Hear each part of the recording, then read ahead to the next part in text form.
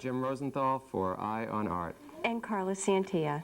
Today we're on location in Ashfield in the studio of Jamie Young, and I think, Jim, you're going to have to agree that this is probably one of the most unique settings I've been in with artists, with the grounds and the studio, the barns, the animals. That's absolutely gorgeous here. This beautiful countryside, rolling hills, the pond, the horses. It's truly inspirational for an artist. I almost feel that I can't contain myself and I want to be out there running through the fields and maybe even jumping in the pond. Well, perhaps when we finish the show.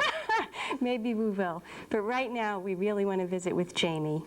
So we're here today with Jamie Young, and I have to say I'm a little overwhelmed. This is the most extraordinary studio. It's a wonderful combination of contemporary skylights, very rustic barn environment, and obviously an example of your prolific paintings. Jamie, I've heard that critics have referred to you as an impressionistic, expressionistic painter. Tell us a little bit about how that term came to be and description of your painting.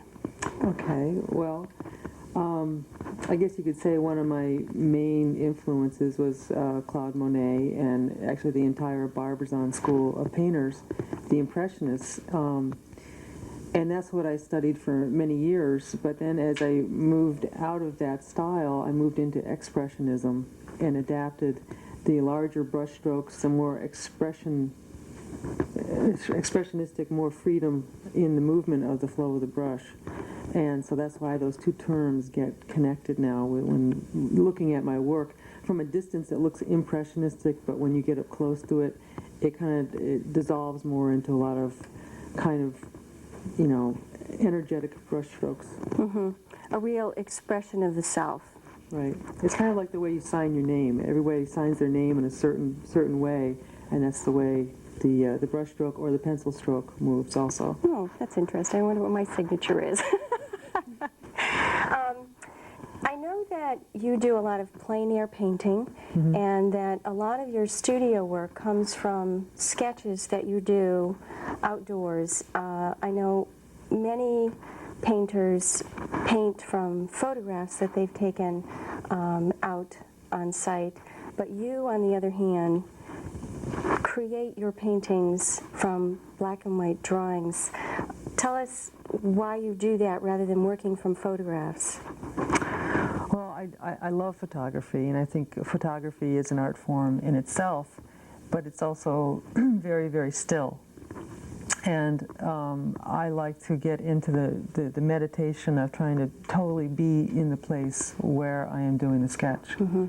to totally immerse myself in it, being the sounds that you hear, the changing color, the changing lights, how cold or how hot it is out. All of those things mix with the painter's personality and everything that's going on in their lives, and it's like this whole mix of things that come together in a sketch that's done live and on the spot. Whereas if I try to work from a photograph, which I find very difficult to do, I get caught up in all the little details of the photograph, mm-hmm. and I don't allow it's kind of stifling to my creative side. And since I'm a compositionally oriented painter, I want to move that composition around. If it's the photograph, it just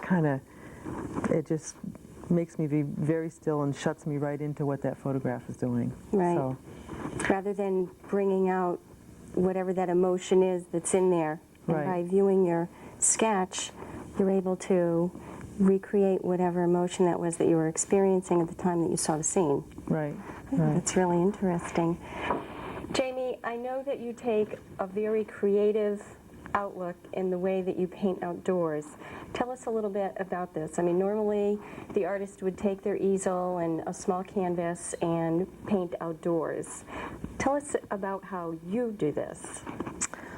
Well, I've done it in a variety of ways, sometimes on horseback. I had a draft horse that I trained to stand still while I painted, and I could actually turn around backwards on him. And he had a very big rump, square rump, and I would set out my little watercolors and paint on his back. He's a great horse. I've had sailboats that I took on the Connecticut River and canoes.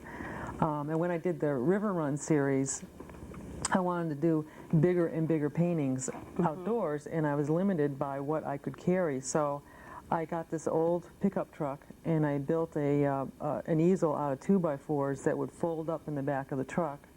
And I could actually fit up to a 5 by 8 foot canvas into the back of the truck, and I could drive to wherever I could get the views that I needed of the river and set up this big canvas and just do it on the spot. And when you do that, the paintings just they just roll right out, you know. But one time there was a tree on 91. The painting's called Elusive because I could not get to another view of this tree in a safe spot other than to stop right on the highway. So I did, and and I set up my easel, and it was a 3 by 6 foot canvas, and I was painting on it, and I was mixing my paint in a tuna fish cans because I have to mix up quite a bit. And I'm painting along, and this tractor trailer goes by. I swear he was going 80 miles an hour.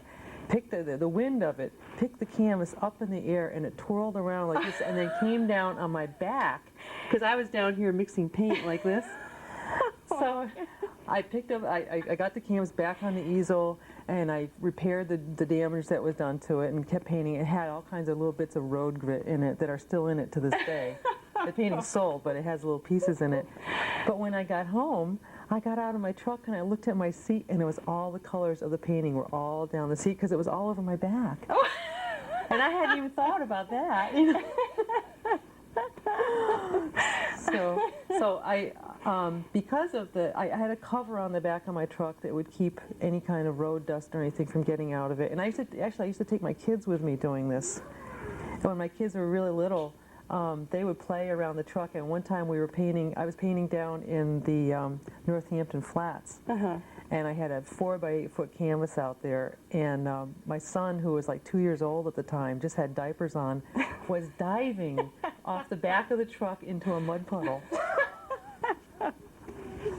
I mean, I would take my kids every place I went doing that, and they remember doing it too. I'm sure that you have created an enormous amount of memories for them. I'm sure. But that's why I finally had to get to where I made the transition from plein air painting to working from sketches that I could then more easily bring home and make into large paintings. I don't know why. I'm thinking of all those people whose lives you touched just by being there on the side of 91 as they're zooming up there. Tell us a little bit about your place here. I know that it's very inspirational for you, and just sitting here, it's amazing, the sounds of the animals, and I know that you've always been very fond of horses. So tell us a little bit about that. Well, most of my life I've had horses. I come from a horse kind of family, and I always was looking for the perfect place to keep my horses. I've moved them many times, and this was kind of my ultimate to find this farm. As soon as I saw this place, I brought my husband up and I said, "Isn't this wonderful?" He said, "It looks like a lot of work." A money pit? A money pit, which it is, and he works very, very hard at it. We have a hay business. That a lot of that burden is on my husband and my son. They do most of it. But we have we breed draft horses, and it's wonderful to be able to have the combination of the creative side and then the physical labor to go along with it, because I find in my life I need to have that. But also I drive our big tractors, and when I'm out haying, I bring my sketchbook with me, and I actually have a series called the John Deere series, which are all sketches from the tractor. So. Oh, I think that's extraordinary. Yeah. I know that when you generally get into working, that you create series. You have the Coyote Passed By series and Deep Woods series. Tell us a little bit about where that comes from and how you make a transition through those paintings from 1 to whatever number it is that the series takes? Well, I think when I start a series, in the past, I'm usually not so aware that it is a series yet, and then I'll realize that I've done 3 or 4 paintings that seem to have a central compositional theme to them, and it will usually just comes to me while I'm painting what it is, what the series is, and then I'll name it after that. Right now, I have a series on fog.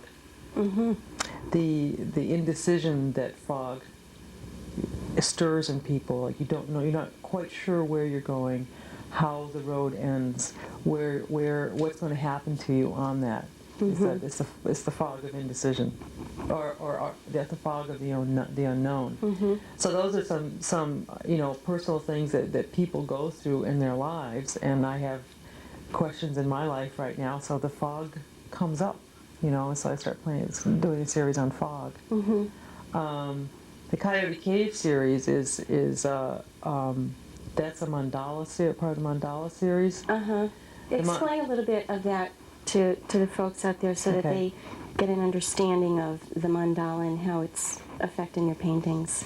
Well, I've been studying Eastern religions since I was a teenager, and trying to practice meditation. And a mandala is a Hindu meditation point. It's usually an abstract pattern that takes you into great depths within that pattern that you look at. They're usually square. And the paintings I'm doing right now, there's probably close to 25 or 30 paintings in the series I have the sketches for. And they are all squares. And the central focus point of each painting is right in the center of the painting. And they're also set up in a shrine composition. So there's something on either side of the central focus point, and that makes whatever is in the center very precious. And sometimes the center point is light, and sometimes it's dark. Now, in the Coyote Cave series, they are part of the mandala series, and there's 8 of those paintings so far.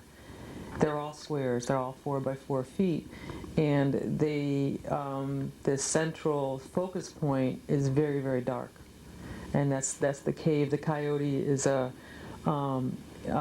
American Indian symbol of death, life and death, and the light right in front of the cave. There's always a bright light very close to it, or usually there is, and that's life. So they're life and death, yin yang symbols. And I suppose when I've done enough of them that I feel like I've done it as best as I can, then I'll move on from it. But right now I'm pretty much submerged in it. I think it's really fascinating how in your series and in how you've described the Coyote series and the Mandala series, that there's a focus towards the center, and even the fog, where you said where you're not really quite sure where you're going, and in the Deep Woods series, how there's sometimes a path going into the woods, and it may be darkness, there may be light at the end of the path, but yet there's always a sense of moving forward, just not necessarily looking back, but just moving forward, knowing that there'll be progress as you enter and make the transition and come out of. But it is, and it's life. And I think your paintings exemplify it in a very expressionistic manner. I really enjoy them. And I think the wonderful thing about your paintings is that they draw you in, they bring you in, they make you a part of it. You become part of that landscape in the way that you look into them. Well, I like to build the canvases also so that they're on a human scale. Like one of my favorite size canvases is a 2.5 feet by 6 foot. And it's almost like a door size. Yeah, you're right, it is. Or the 4 by 4s are very easily handleable. They're very easily moved around. Right. And it relates to the human size. And I think that helps to make them accessible, I guess. Right. I think it's extraordinary how your paintings, you can work very small and you can work very large, and then also you've worked with pastels in the past. Just out of curiosity, is there a medium that you enjoy more than any other? Well, pencil and paper actually is my favorite. Really? I've been doing pencil and paper since I was like 4 years old. And it just comes as it's so easy, it's so portable. And no matter where I am, I can always at least find a ballpoint pen and a scrap of paper somewhere, you know, so it's always around. But most painting problems are actually drawing problems. And that's why I try to get some of my students to work on their drawing more. And the color, I love color, but it really confuses it confuses the traditional issues of painting, like composition, light, perspective. All those issues need to be resolved in black and white first. So I think that's the thing I have the most fun with. And usually I'll do a sketch on site, and then if I feel that the sketch is not as powerful as I want it to be, I'll do a 1 by 2 inch little thumbnail sketch, a compositional, also on site. Because when you're there, you get the feeling like, say you have these immense trees that are really tall. Well, then you would want to make a tall, narrow painting to get that kind of feeling. So the feeling is going to dictate what shape the painting will be. And maybe my sketch wasn't tall enough, but in the little tiny one, I can make it do just what I want it to do. And then I'll build the canvas according to what that little compositional sketch is. So I guess, yeah, I have to say pencil, and my second love would be oils. Because I love mixing paint. I love getting exactly the color that I want. I only use the primaries and 2 earth tones. I use yellow ochre and burnt umber, and sometimes burnt sienna, because you need the earth tones in your paint. You just can't get there with mixing the primaries. But otherwise I just use the primaries because I want the pigment to be a pure pigment when I mix it. Jamie, before we get into the demo portion of this program, tell us about where your work is being shown. And I also know, because of the standard of excellence of your work, that you do exhibit in other areas of the country other than Western Massachusetts. Well, I have a gallery in Grosse Pointe, Michigan, Gallery 454, which I've been there a little over 10 years. It's a wonderful gallery. I have another gallery representing my work down in Washington, D.C., called the Rawls Collection. They're in the Georgetown area of Washington. And then locally, I have the Hart Gallery. Be sure to stop by and see some of Jamie's pieces there. And now I think we're going to get on to probably a more interesting part of this program, which is a little demo. Jamie, hi. It's nice to be here in your studio today. I'm glad to have you here. So tell me a little bit about this piece that you're going to be working on. Well, this piece is part of the mandala series. It's not as centered a piece, but this is the basic central focus point of it. And it's a lighter part of the forest. So I like to paint the focal point first, so that the painting will build out from that focal point, and everything that needs to lead you to that point will be subjugated to it. So you don't want to have something out on another area of it that's going to draw your attention, because your attention really needs to be in the center. So that's what I start with. You couldn't help but noticing the beautiful scenery that you're situated in here. And was this taken on your property or in this area? This is actually on Ashfield Mountain Road, and I was taking my daughter to school the other morning and came back, and on the way home I saw this. So I thought maybe you did a sketch on her lunch pail. So this is oil on canvas, and I see you have your palette over here. Yeah, these are, I use the primaries mostly. This is a Hansa yellow, yellow ochre, a permanent red, and then I have, this is a raw umber and raw umber violet. This is a burnt sienna, and then I have my blues and one purple in there. Most of the paintings have at least 5 layers of paint on them. Each layer is slightly translucent because I use this gel. This is an alkyd gel. They like to call it alkyd technology. It dries the paint faster and it keeps it a little more flexible. And that's one of the problems with oil paints as they get older. The varnishes and the films gets more and more brittle. So 50 years from now, according to the technicians, the paint won't crack. Oh, that's great. So, so let's see what you're going to do here now. This you're going to be mixing. Yeah, I'm going to be mixing, and I'm going to further develop this area in here so that I start to build up the light. The light was hitting just in the end of the pathway and just in this little area here. So my underpainting, which is the base coat, will have a darker tone that will immediately set all this up as being darker. Okay.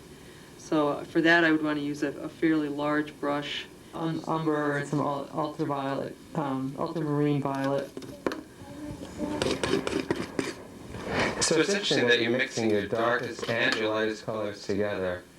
And does that give you a different richness in your colors? Well, I want a certain opaqueness to this layer of paint. I really want it to cover the area well, so therefore I start out with white. That's just as a base. I actually use a lot of white in my painting. Probably the two things I buy the most of are alkyd gel and white. So I put a little yellow ochre in there.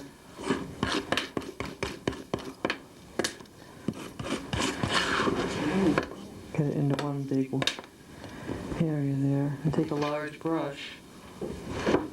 This right here is a Damar varnish. And I mix a little bit of that in with the alkyd paint just for fluidity. Because I want the paint to really flow on there. And then say this area in here, it's a little bit dark for that. I'm going to go a little bit lighter. I noticed this varnish doesn't have the smell that you would if you were woodworking, say. It's a different, it's slightly different varnish. It's a more refined varnish. Damar varnish actually you buy in crystals. Oh, really? Yeah, it's from a tree bark. And you buy a bag of crystals and then you soak it in turpentine. You have enough trees here. I know, I should be out tapping trees. Yeah. Not enough time.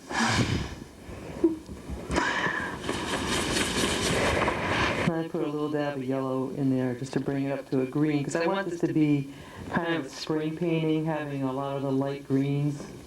I'm going to take this down in tonality. So a lot of what I think about when mixing a color is what the tone is that I want it to be. A lot of this is tonal work and how I want it to feel. This is a spring painting, so I want it all to be blue greens, green grays, and then in the shadows, and then where the light's hitting, I want it to be that real light yellow. Right, so you're setting your tonal values first just to Right. to set the overall tone of the piece. And then as I went into subsequent layers, the color would get either refined to be lighter, darker, warmer, cooler, whatever I wanted it to be. But the base coat is pretty base. We were talking earlier about how you've almost come full circle since your high school days. Now, was that in terms of subject matter or in terms of looseness of style, or what exactly did you mean? It's more stylistically. I've always been a landscape painter. There's one piece I'll show you on the wall up there. It's from 1973.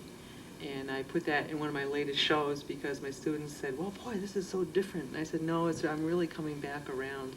But I also, when I look at the piece, I do see certainly a tremendous progression, compared to what you did back then.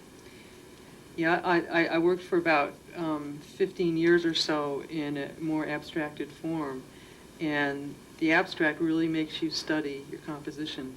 It was a real learning process to work abstractly, and now I bring the abstract composition into the more realistic renderings. Because I think now my focus is more of what I want to communicate to the viewer rather than just painting from my own emotional therapy. But a lot of people have asked me, how do you discipline yourself to paint every day?